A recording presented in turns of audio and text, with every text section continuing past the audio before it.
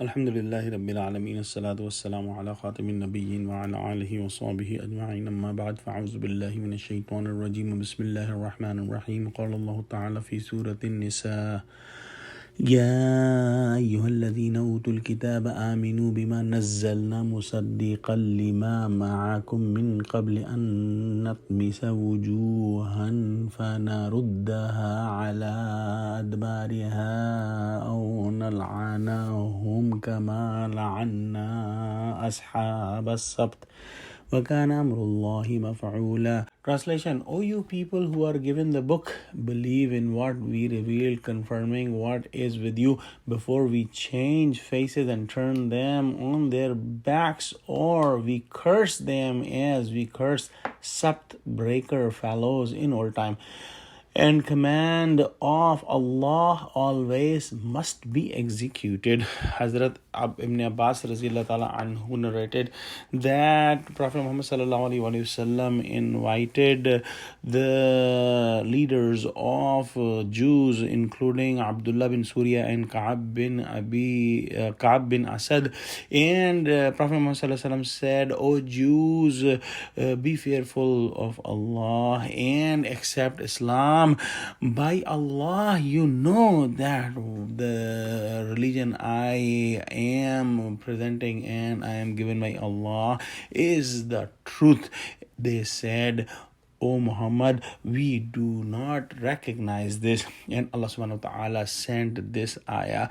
And Allah subhanahu wa ta'ala said that the book Jews had, meaning Torah, had clear indications about the Prophet Muhammad sallallahu alaihi wasallam and Quran. And their book confirmed the coming of Quran. And they knew, Jew people knew that Islam, Quran and Prophet Muhammad sallallahu alaihi wasallam are the truth.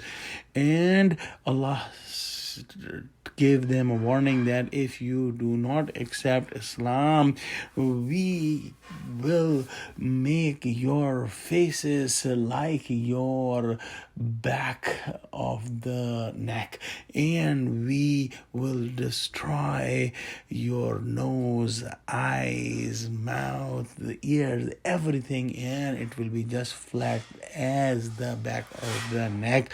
And we may do this, or we may curse you and have the lanat on you, as the curse was on the people of Sabt, who were breaking their commandments of not doing the fishing and hunting on Saturday. And when they break the commandments, Allah made them monkeys. And we have read this incident in Surah Baqarah Ruku number 8, and also we will study this in detail in Surah Araf, inshallah.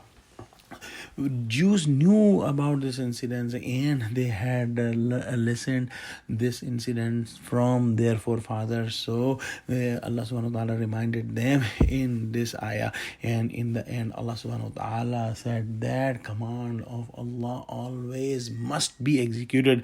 Scholars have differed in the explanation of this changing of the faces which is mentioned in this ayah, and some say that it is already done, and some say it will be done in the hereafter, and some say that it is mentioned as a punishment or the punishment of the lana or curse, and maybe the lana or curse have been on the Jews.